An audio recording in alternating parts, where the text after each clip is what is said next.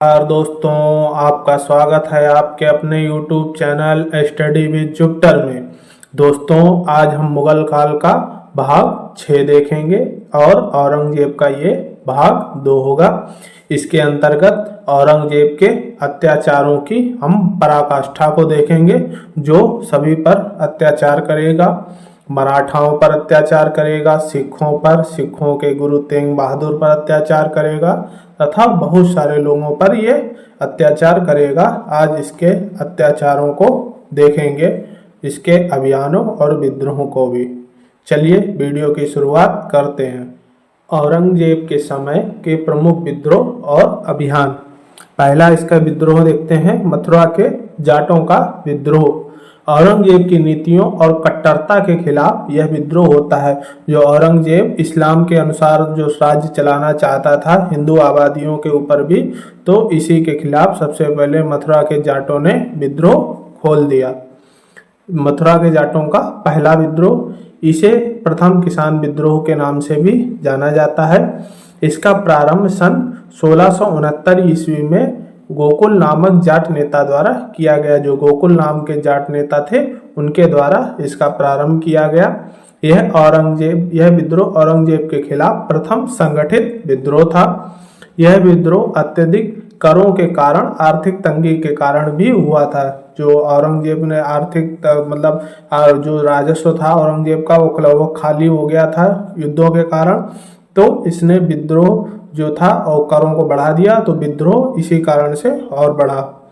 1670 ईस्वी में तिलपत के युद्ध में हसन अली खान ने जाटों के विद्रोह का दमन कर गोकुल की हत्या कर दी। जो गोकुल जाट नेता था उसको हसन अली द्वारा मार दिया जाता है 1670 ईस्वी में, और ये प्रथम जाट विद्रोह यहीं पर रुक जाता है। अगला है द्वितीय जाट विद्रोह। गोकुल की मृत्यु के बाद उस दूसरे जाट नेता राजा राम के नेतृत्व में सन 1685 ईस्वी में द्वितीय जाट विद्रोह हुआ। 15 साल के बाद पुनः ये तेजी में पकड़ता है।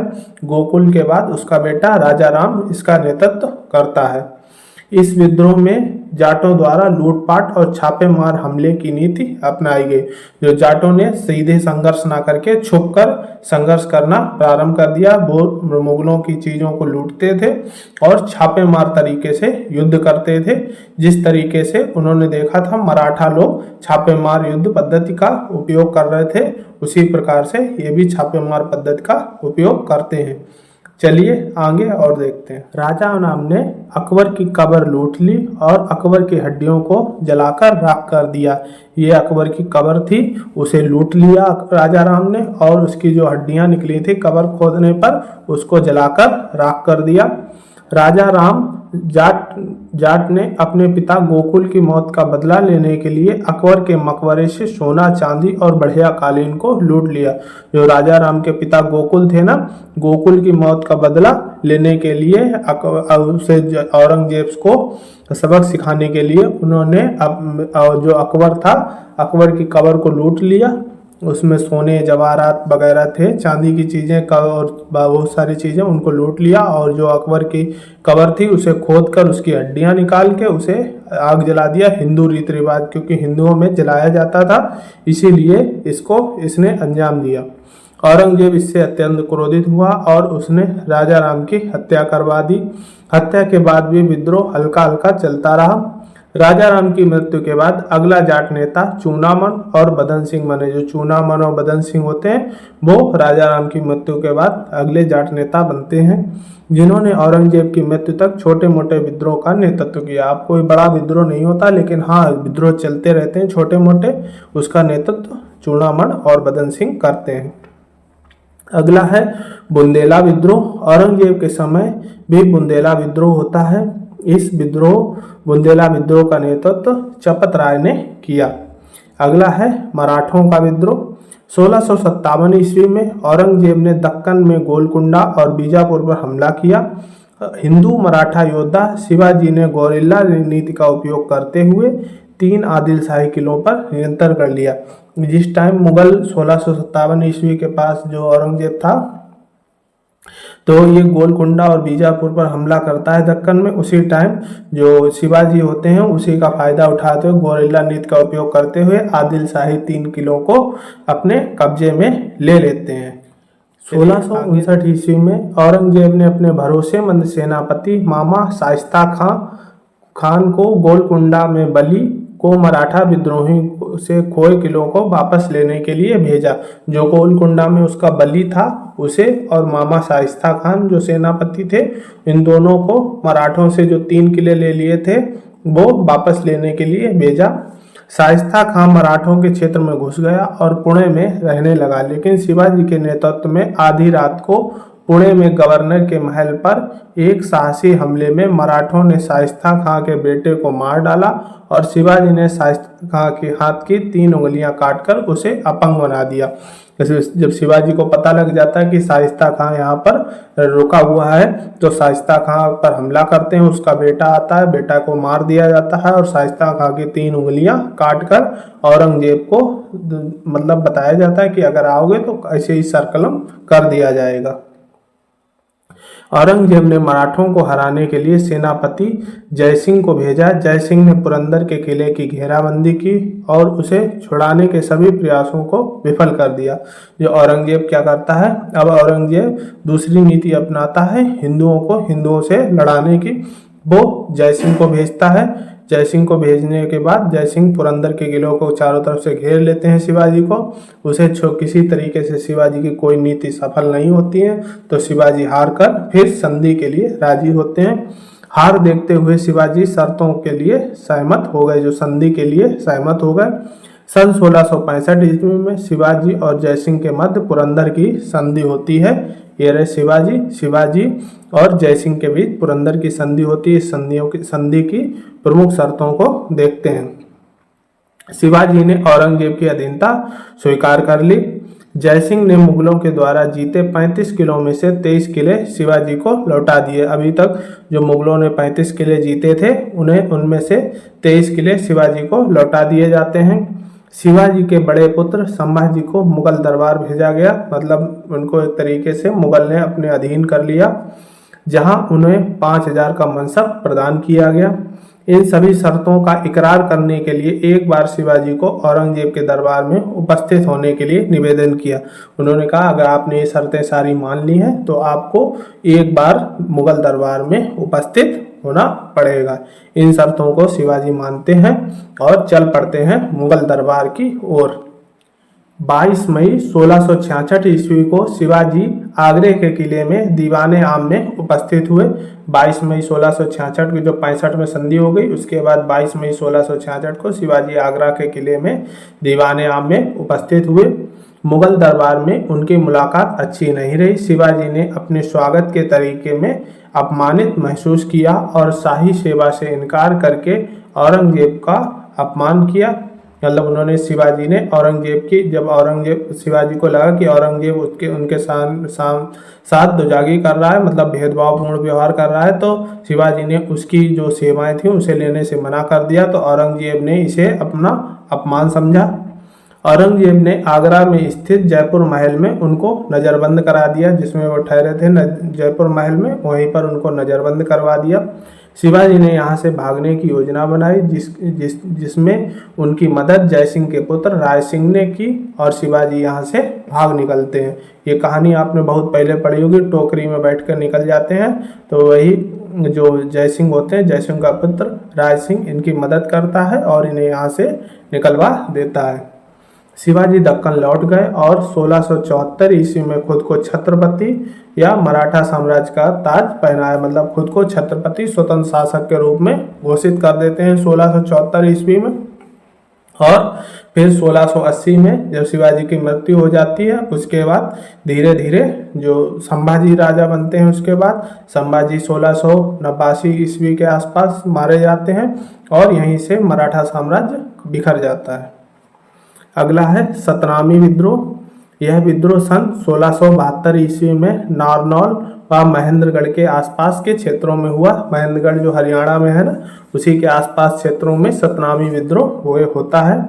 इसे मुंडिया विद्रोह भी कहा जाता है क्योंकि ये विद्रोहकारी हमेशा अपना सिर और भौहें मुड़वा कर रखते थे। ये विद्रोहकारी होते थे, ये अपना सर और भौहें मुड़वा कर रखते थे।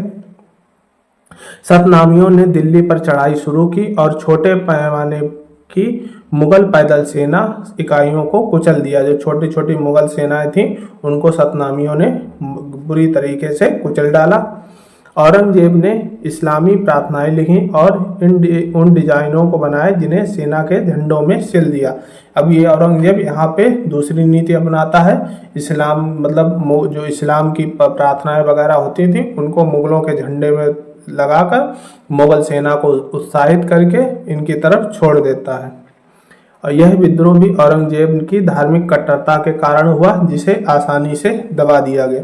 जो धार्मिक कट्टरता के कारण ये हुआ था, तो ये हिंदू लोग थे, ये विद्रोह कर रहे थे, तो इसे दबाने के लिए ये मुगल या सैनिक को मुगलों की प्रार्थनाओं के द्वारा तथा उन्हें जिहाद वगैरह इस तरीके के नारे देकर उन्हें उकसाता है और इस सेना पर नियंत्रण पा लेता है। चलिए अब अगले विद्रोह को देख। अगला विद्रोह है अहोम विद्रोह। जब औरंगजेब और उसका भाई शाह सूजा एक दूसरे के खिलाफ लड़ रहे थे, क्योंकि पहले तो उसने अपने भाई दारा शिकोह का कत्लेआम कर दिया था। उसके बाद जो शाह सूजा उसका बचा था भाई, जो बंगाल की तरफ था, तो उसे भी पहले बंगाल शाह सूजा ने ही दारा शिकोह पर हमला किया था। ये सब पिछले वीडियो में हमने बताया है। अगर आपने वो वीडियो नहीं देखा है तो प्लेलिस्ट में जाके वो वीडियो जरूर देखें, तो उसे आपको ये स्थिति आज की अच्छे से समझ में आएगी। जब औरंगजेब और उसका भाई शाह सूजा एक दूसरे के खिलाफ लड़ रहे थे, तो कूच बिहार और असम में हिंदू शासकों ने मुगल साम्राज्य में अशांत परिस्थितियों का फायदा उठाते हुए शाही क्षेत्रों पर आक्रमण कर दिया। उन्होंने देखा कि शाह सूजा और औरंगजेब एक दूसरे के खिलाफ हैं, तो मुगल सत्ता कमजोर है, तो जो आसपास के कूच बिहार और असम के क्षेत्र थे उन पे हिंदू राज्यों ने पुनः अपना कब्जा कर लिया। 3 साल तक उन पर कोई हमला नहीं हुआ, लेकिन 1660 ईस्वी में बंगाल के वायसराय मीर जुमला द्वितीय को खोए हुए क्षेत्रों को वापस पाने का आदेश देता है। जैसे ही औरंगजेब राजा बन जाता है, स्थितियां अपने कंट्रोल में करता है, तुरंत जो बंगाल का वायसराय होता है उसका मीर जुमला उसको आदेश देता है कि जो हमने क्षेत्र खोए हैं उनको पुनः पाया जाए। मीर जुमला द्वितीय ने अहोम साम्राज्य की राजधानी गढ़गांव पर हमला किया और 17 मार्च 1662 को वहीं पहुंच गया। शासक राजा सुतमल्ला उसके सामने आने से पहले ही भाग गए। जो सुतमल्ला थे राजा वहां के, वो जैसे ही वो आता है मीर जुमला, तुरंत वो भाग जाते हैं वहां से। मार्च 1663 में ढाका वापस जाते समय मीर जुमला द्वितीय की मृत्यु हो जाती है। जो मीर जुमला जो वायसराय होता है उसकी मृत्यु हो जाती है। 1667 ईस्वी में गुवाहाटी में फौजदार सैयद फिरोज खां की कमान के तहत मुगलों को 2 अहोम सेनाओं ने हरा दिया था। 2 अहम सेनाएं थी, उन्हें हरा दिया। मुगलों ने बाद में बोरफुकन में भाग जाने के बाद में गुवाहाटी में कुछ समय के लिए हासिल करने में कामयाबी हासिल की। कि ये इसमें संघर्ष इसी तरीके अहोम में चलता रहता है, कभी कोई जीतता था, कभी कोई जीतता था, मुगल जीतते थे, कभी अहोम जीतते थे, इसी तरीके से संघर्ष चलता रहता है। अहोम ने 1682 ईस्वी में इटाखुली की लड़ाई में नियंत्रण हासिल कर लिया और अब अपने शासन के अंत तक इसे बनाए रखा। जो अहोम लोग थे, इन्होंने 1682 में इटाखुली की लड़ाई करके नियंत्रण हासिल कर लिया जो आसाम का क्षेत्र था वहाँ पे, और अपनी शासन सत्ता लगभग अपने अंत समय तक बनाकर रखते हैं। अगला है सिख विद्रोह। सिख विद्रोह पूर्ण रूप से धार्मिक विद्रोह था। ये धर्म के हिसाब से, क्योंकि ये जबरदस्ती धर्मांतरण कराया जा रहा था सिखों का। औरंगजेब चाहता था कि जो सिख गुरु हैं तेंग बहादुर, इनका धर्मांतरण कर दिया जाए तो इनके जितने चेला अनुयायी हैं वो सारे मुसलमान बन जाएंगे। औरंगजेब ने बहुत ज़्यादा अत्याचार किए थे। औरंगजेब चाहता था कि ज़्यादा से ज़्यादा मुसलमान बन जाएं, सभी हिंदू और अन्य धर्म छोड़कर सीधे मुसलमान बन जाएं। औरंगजेब अपने समय में अधिक से अधिक लोगों को इस्लाम लाने के लिए जबरदस्ती कर रहा था। यह औरंगजेब का उद्देश्य था। इसके लिए उसने मंदिर बहुत सारी चीज़ें तोड़ी और इस्लाम को बनाए रखने के लिए बहुत ज़्यादा काम किए। ये रहे गुरु तेंग बहादुर। अभी इनके बारे में देखते हैं। इनके साथ क्या औरंगजेब अत्याचार जो धर्मांतरण करा रहा था ना, धर्मांतरण के इसी क्रम में औरंगजेब ने सिखों के 9वें गुरु तेग बहादुर को इस्लाम कबूल करने का आदेश दिया। गुरु तेग बहादुर ने आदेश नहीं माना और विद्रोह कर दिया। परिणाम स्वरूप औरंगजेब ने गुरु तेग बहादुर को पकड़वाकर दिल्ली बुलाया और दिल्ली के शीशगंज में सन 1675 ईस्वी में गुरु तेग बहादुर का सर अलग कर दिया और उनके सहयोगियों की हत्या करवा दी। ये शीशगंज है दिल्ली का। क्या करता है औरंगजेब, जो गुरु तेग बहादुर होते हैं उन्हें पकड़वा लेता है। पकड़ने के बाद काफी दिनों तक, लगभग 8-10 दिन तक उन्हें काफी यातनाएं देता है, उनके सहयोगियों को भी यातना देता है तथा उनके सामने उनके सहयोगियों की हत्या भी करवा देता है। फिर भी गुरु तेग बहादुर जो इस्लाम है कबूल नहीं करते हैं। अंत में जब हट जाता है तो शीशगंज चौराहे पे ले जाके उनको सर कलम कर देता है, इसीलिए उसका नाम शीशगंज पड़ता है।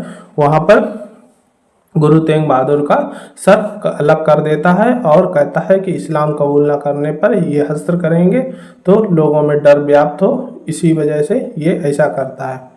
गुरु तेग बहादुर की मृत्यु के बाद 10वें गुरु गुरु गोविंद सिंह बने। गुरु गोविंद सिंह का मुगलों से निरंतर संग्राम चलता रहा, जिसमें गुरु गोविंद सिंह के चारों पुत्रों की हत्या हो जाती है। जब अब सिख धर्म का वीडियो पढ़ेंगे ना, उसमें हम देखेंगे कैसे जो औरंगजेब और गुरु गोविंद सिंह का संघर्ष चलता है, उसमें गुरु गोविंद सिंह के चारों पुत्रों मारे जाते हैं युद्ध में। अंत में 1682 ईस्वी में औरंगजेब दक्कन चला जाता है और गुरु गोविंद सिंह के नेतृत्व में सिख विद्रोह चलता रहता है। क्या होता है, औरंगजेब अभी हम आगे देखेंगे, अपने अंत के 25 समय वो दक्षिण में ही बिताता है। तो उसी टाइम जब 1682 ईस्वी में औरंगजेब दक्षिण में चला जाता है तो गुरु गोविंद सिंह के नेतृत्व में बराबर छोटे मोटे विद्रोह चलते रहते हैं। ये गुरु गोविंद सिंह है। इनके बारे में भी हम जब सिख धर्म पढ़ेंगे आगे, सिखों की सत्ता, तो उसके बारे में फिर हम उसके बारे में विस्तार से देखेंगे। अगला है राजपूत विद्रोह। यह विद्रोह भी औरंगजेब की धार्मिक नीतियों में हस्तक्षेप के कारण हुआ। इसमें मारवाड़ और मेवाड़ प्रमुख थे।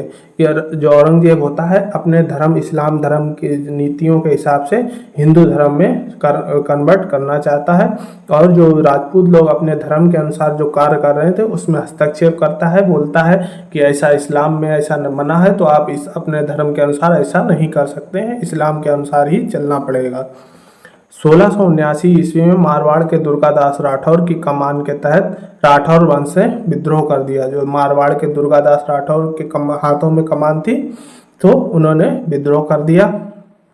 जब औरंगजेब ने युवा राठौर राजकुमार को राजा बनने की अनुमति नहीं दी तो और जोधपुर की सीधी कमान अपने हाथों में ले ली। इस घटना से औरंगजेब के अधीन हिंदू राजपूत शासकों ने बहुत अशांति पैदा की और राजपूताना में कई विद्रोह हुए, जिसके परिणाम स्वरूप क्षेत्र में मुगल सत्ता का नुकसान हुआ और मंदिरों के विनाश पर धार्मिक कटुता पैदा हुई। ये क्या करता है, इसी टाइम बहुत सारे मंदिरों को तोड़वाता है। मंदिरों को तोड़वाने का ये दिखाता है कि हम तुम्हारी धार्मिक नीतियों में ठेस पहुंचाएंगे तो इस्लाम कबूल करो, इस्लाम के अनुसार चलो। बस इसका एक ही उद्देश्य था, केवल इस्लाम बनाना और कोई काम नहीं था। चाहे इसके लिए इसे कुछ भी करना पड़े, किसी को जान से मारना पड़े, मंदिरों को तोड़ना पड़े, कुछ भी करना पड़े, औरंगजेब का केवल एक ही उद्देश्य था। चलिए अब आगे और देखते हैं। शहजादा अकबर का विद्रोह। जो औरंगजेब का पुत्र अकबर होता है ना, इसका विद्रोह। शहजादा अकबर औरंगजेब का पुत्र था। वह औरंगजेब की नीतियों से परेशान था। जिस तरीके से जनता परेशान थी उसी तरीके से औरंगजेब का पुत्र भी शहजादा अकबर भी परेशान था। अकबर ने मारवाड़ के दुर्गादास राठौर और मेवाड़ के शासक के सहयोग प्राप्त करके 11 जनवरी 1681 ईस्वी में स्वयं को स्वतंत्र बादशाह घोषित कर दिया। अकबर ने कहा कि अब तुम लोग स्वतंत्र हो, दुर्गादास राठौर मेवाड़, और खुद को एक स्वतंत्र राजा घोषित कर देता है।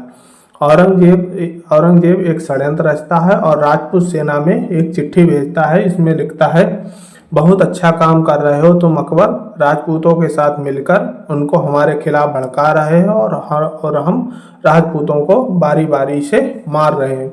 ये औरंगजेब एक षड्यंत्र रचता है जिससे राजपूत उसके अकबर से अलग हो जाएं, जिससे राजपूतों पर भी कंट्रोल पाया जाए और अकबर को भी मार दिया जाए। राजपूतों को लगा कि अकबर और औरंगजेब आपस में मिले हैं। राजपूतों ने अकबर का साथ छोड़ दिया।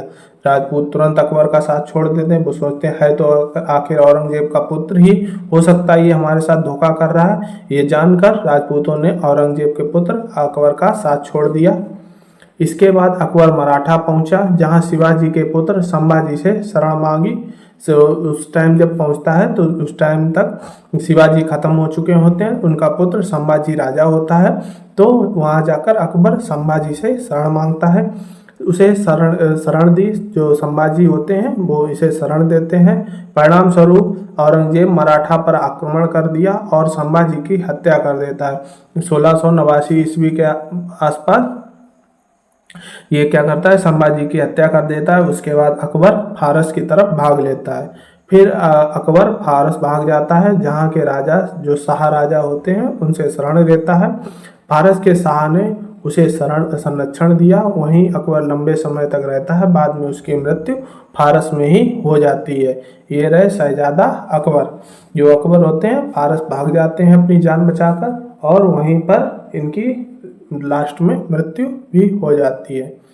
चलिए अब आगे और देखते हैं दक्षिण भारत अभियान। अब इसके औरंगजेब के दक्षिण भारत के अभियानों को देख लेते हैं। दक्षिण भारत में बढ़ रहे विद्रोह को देखते हुए औरंगजेब ने सन 1682 ईस्वी में दक्षिण भारत जाने का निश्चय किया। जब इसे पता लगता है शिवाजी मार चुके हैं 1680 ईस्वी में, उसके बाद देखता है कि दक्षिण भारत में विद्रोह भी बढ़ रहे हैं और उस पर कमान पाना आसान हो गया है। तो ये 1682 ईस्वी में दक्षिण का रुख कर लेता है। औरंगजेब का दक्षिण विजय का मुख्य उद्देश्य साम्राज्य का विस्तार करना था, क्योंकि जो फूट हो चुकी थी दक्षिण में, तो उस पर कब्जा करके और अपना शासन स्थापित करना था। पहला है बीजापुर अभियान। यह अभियान सन 1685 ईस्वी में से 1686 ईस्वी के मध्य चला।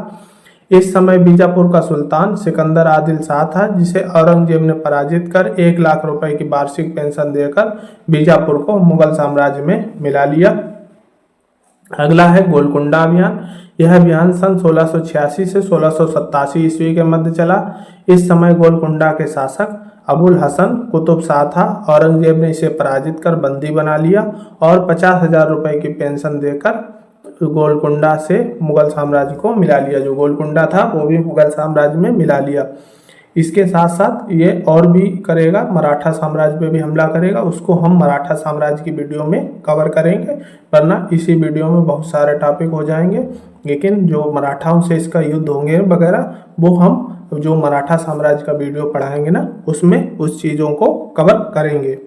औरंगजेब अपने जीवन के अंतिम 25 वर्ष दक्षिण में ही फंसा रहा। इसलिए कहा जाता है कि दक्षिण भारत औरंगजेब का कब्रिस्तान सिद्ध हुई, क्योंकि शुरुआती दौर में भी वह दक्षिण का सूबेदार के रूप में नियुक्त हुआ था और अंत समय में भी वो लगभग 25 साल अपने जीवन के वहीं दक्षिण में बिता देता है।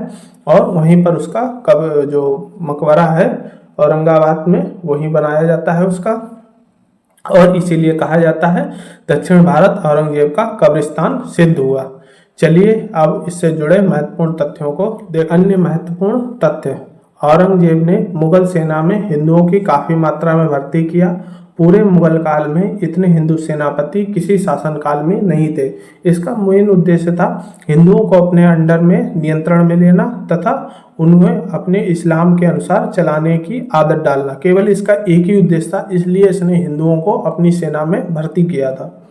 औरंगजेब ने हिंदू सेनापतियों का अनुपात कुल सेनापतियों का 1/3 भाग रखा, बाकी 2/3 भाग मुगल सेना नायक की भर्ती की। ये 1/3 भाग केवल हिंदुओं को रखता था, जिससे कि अगर कभी ये बागी हो तो इन पे नियंत्रण पाना आसान हो। औरंगजेब ने ज़्यादातर युद्ध जिहाद का नारा देकर जीते। जो जिहाद और इस तरीके के नारे, जैसे अपने भाई के खिलाफ इसने तमाम सारे नारे दिए, जो दारा सिकों का कत्ल किया था उस टाइम पे भी इसी तरीके के नारे देकर ये ज़्यादातर यही मुसलमानों को भड़काकर ये युद्ध जीतता था। सन 1698 ईस्वी में औरंगजेब ने दक्कन में मराठा के विरुद्ध अभियान का प्रबंध स्वयं किया। 1698 ईस्वी में जो मराठाओं के विरुद्ध ये अभियान करता है, जो मराठा वाले वीडियो में इसे हम विस्तार से पढ़ेंगे, तो ये अभियान का प्रबंध स्वयं करता है। औरंगजेब के समय मनसबदारों की संख्या 79 हो गई थी। हमने देखा था ना, धीरे धीरे मनसबदार बढ़ रहे थे, तो औरंगजेब के समय तक मनसबदार संख्या 79 हो जाती है। इसीलिए इसके शासन में वित्तीय संकट उभर कर सामने आता है। इसी के साथ औरंगजेब का वीडियो समाप्त होता है। ये आप चित्र में देख सकते हैं, औरंगजेब का साम्राज्य क्षेत्र सबसे बड़ा साम्राज्य क्षेत्र था, क्योंकि दक्षिण में विजय, जो पहले के राजा थे उन्होंने दक्षिण पर विजय नहीं पाई थी, लेकिन ये दक्षिण को भी अपने साम्राज्य में शामिल कर लेता है।